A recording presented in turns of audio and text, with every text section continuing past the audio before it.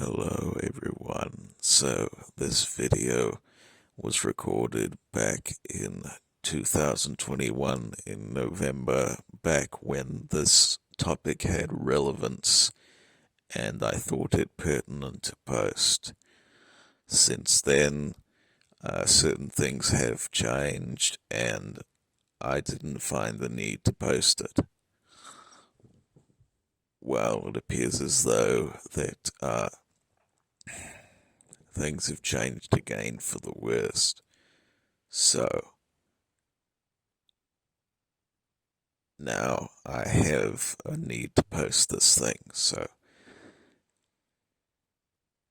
I suppose, enjoy. I don't know, it's 1 o'clock in the morning. I've just woken up and I need to post this thing. So, just sit back, relax, and prepare yourselves for this rant. Hello, this is going to be just a very quick rant. So, I'm not sure if you're aware of this, but I happen to be a fan of the musical group Parliament Funkadelic. And most, if not all, of their albums from the Funkadelic component of the group are virtually impossible to obtain online, through streaming, whatever, either because of rights or some other type of legality, copyright, whatever. But I have no issues, whatever, with how George Clinton wants to operate this sort of thing. They are his songs, he has every right to them. But the way that certain platforms handle this material is just, it's just contemptible. It really is. Because at one point in history, all of Funkadelic's albums were widely available on what used to be Google Play Music and is now YouTube Music. And in 2018, when I discovered them, I pretty much listened to the first, what was it, 5 or 6 albums? I'm looking at them here right now. So, I've listened basically to the first, let's see, 1, 2, 3, 4, 5, 8 albums. The first 8 albums, from Funkadelic to Tales of a Kid Funkadelic. And I thought that was it from them. There's obviously the one from the 80s, done by Fuzzy Haskins and, what's it called, Grady Thomas and Calvin Simon. That was basically an offshoot, breakaway from the actual group itself. That really, I don't really consider that a proper Funkadelic album. It's an alright album. I like it in some respects. There's some good tracks on there. But as a actual Funkadelic album, I wouldn't say it stacks up to the genuine material. It's not quite of the same greatness as everything that the group proper produced. So I really don't include it in that camp. But either way, I listened to the first 8 albums, from Funkadelic on to Tales. And I had not known that they had produced, I don't know, maybe at least 4 or 5 other albums. Because I presumed that tracks such as One Nation Under a Groove and Not Just Knee Deep were singles. Because those are their most famous songs, obviously. And they were produced at a point to where, you know, they were starting to get a bit more popular, and so perhaps they didn't need to produce an album. But this is the rant part of the video here. The reason why I thought this way is because the service I was using at the time, which was Google Play Music, did not license the albums Hardcore Jollies to the Electric Spanking of War Babies. They did at one point, because I do recall that when I was really just starting to get into funk music back in 2017, I did see One Nation on there. So at the time they did endorse it. But not when I had really fallen in love with the group. So, had I kept listening on, the streaming platform, I would not have known that these great albums had ever existed.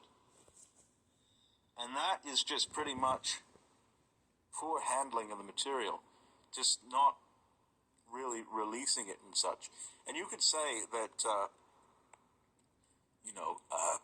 I know that George has been in quite a lot of turmoil over the rights to this music and such, and that's indeed understandable very much. You want all you can get from your songs, and you have every right to them.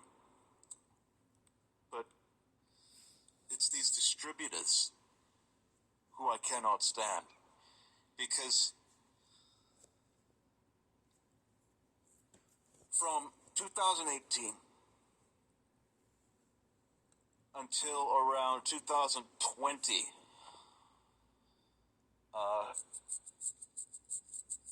the first 8 Funkadelic albums were still on that streaming service, available to the masses, as they should be, because this music, with the exception of much of Frank Zappa's output, is perhaps among the greatest forms of art ever to have been produced by human beings, aside from literature, and should be available. But from 2019, or 2020, they were available.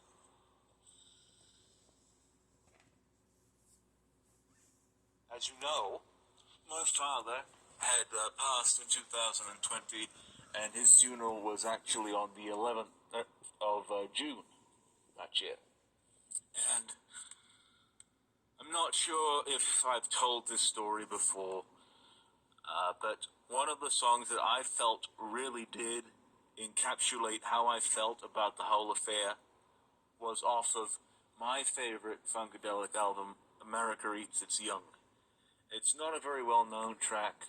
It's one of them more doo-wop sounding tracks. It's called We Hurt Too.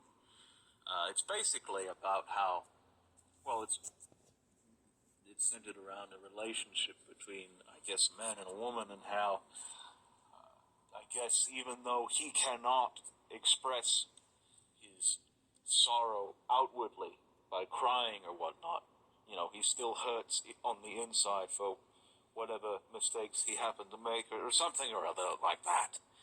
I felt basically the same way over, the whole affair, how I cried at hospital when last I saw Father, but I simply could not do it until I was at the funeral, and I actually have been yet to cry again ever since that date. I really have not cried in almost 2 years, which is something. But I still feel that pain, still felt that pain at the time, and I thought that song was just very important to me. To this day, I cannot even listen to the song because it's just so sad. It really is. If you've not listened to that track, I highly recommend you do, though it may not be for the easily tearful. And so that was on a playlist that I made for the occasion, among some other songs. Shooting Star by Bad Company, obviously, is a very important one. I talked about that before, and various other ones. reason why I bring this up, though, is the day after my father's funeral and the service and the after party and everything after that, Google Play Music has the audacity and the temerity to take down all of Funkadelic's albums. And a couple of Ohio Players albums. So Ohio Players, they're a fairly all-right group. They do obviously include Junie Morrison, who later joined P-Funk in the late 70s. But either way, they basically took off all of the Funkadelic albums, except with the exception of maybe Maggot Brain, because obviously that one is world famous, especially since the release of that one Childish Gambino album, Awaken My Love. You know, it's developed some interest in the album since then. That's another topic that I should talk about. The originality of that album is actually, I think, pretty, well, it's up for debate, and that will be a story for another time. But anyway, this service took down these albums from off of their platform. So this music, with the exception of the Parliament albums, is basically non-accessible to anyone who wants to listen to it. And the only way you can get it for a long time, the only way that I've been listening to this music was through basically YouTube and just looking up very mediocre quality, well, not mediocre quality, but high enough quality to where I was able to still watch things. But either way, some not great quality videos posted by other channels of the tracks. And that is how I still continue to listen to them. Because I know that YouTube, even though there are issues with copyright and all of that, and there's a potentiality that those could very well be taken down, I trust them more than I do these streaming services with the handling of this music, because it's very mercurial as to when these songs will be available. And I don't think that should be the case at all. I think that this music should be listened to and heard by anyone who wants to hear it, and should continue to be played into perpetuity. But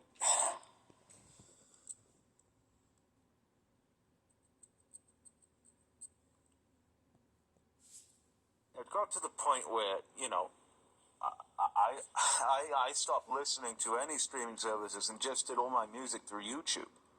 Until obviously YouTube Music came along to change things. And basically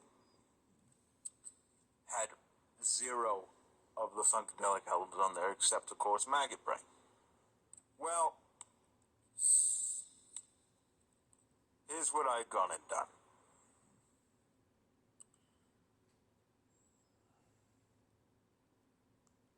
I went on YouTube Music. I created a playlist of, Funkadelic's music with all the albums from Funkadelic to Electric Spanking of War Babies, and continue to listen to it, knowing full well that these videos, if they were 10 years old or even older, would continue to stay up on the platform, and would indeed be guaranteed more longevity. Actual releases from the distributor.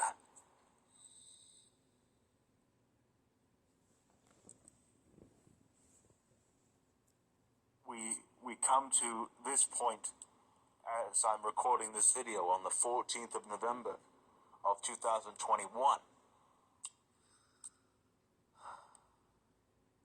Just a few days ago, the only two albums, aside from that new one, First You Gotta Shake the Gate, and By Way of the Drum, which was, I guess, not re-released, but really not posthumous, because the group was obviously, well, they were disbanded, not disbanded, but either way, it was an album that was released later on. Except for those, the only two albums that were available were Free Your Mind and Maggot Brain. Also maybe that reworked by Detroiters one, and this, I suppose, ready to launch this, what's it called, a live album, which mostly includes just Parliament tracks with a couple by Funkadelic. Those were all that were available. And then a few days later, Maggot Brain and Free Your Mind get taken down. And I said, well, that's no problem. I still got, my uploaded tracks. And if, I still very well trust them.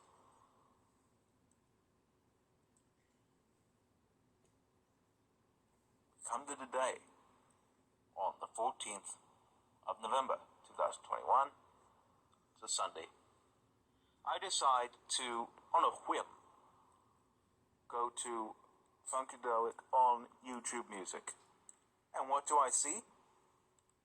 I see the albums Funkadelic, Free Your Mind and Your Ass Will Follow, Maggot Brain, America Eats Its Young, Cosmic Slop. I do not see Standing on the Verge of Getting It On. I see Let's Take It to the Stage. And I do not see Tales from the Kid Funkadelic. So you're telling me, whoever distributes this music, that these albums are available right now for anyone to consume at their will, and to put on these playlists so that they can keep listening to them for however long they want. And you're telling me that these,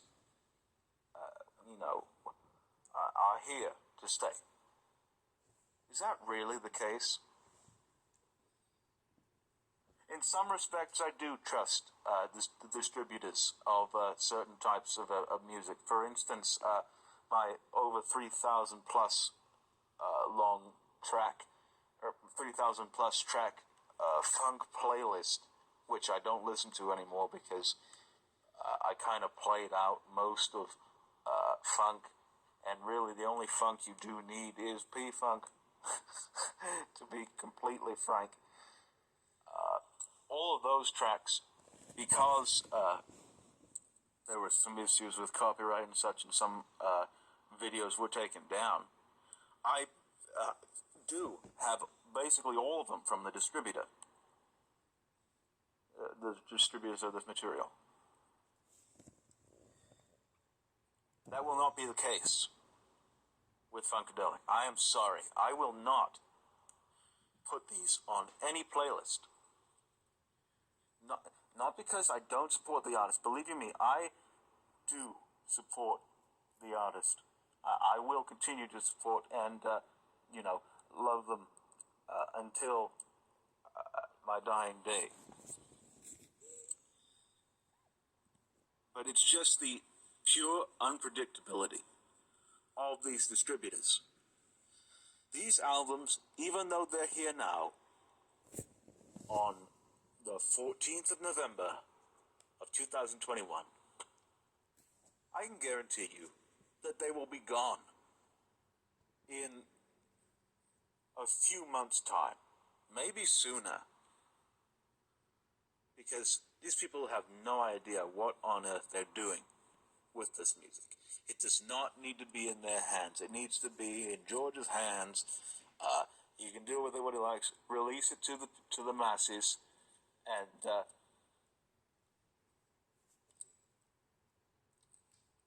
stop all of this nonsense that's been going on for years and will continue to go on so long as this music is in the hands of these dirty, rotten distributors on all of these platforms. I don't care which ones they are, but all these platforms. Just stop it. That's all I have to say on this matter.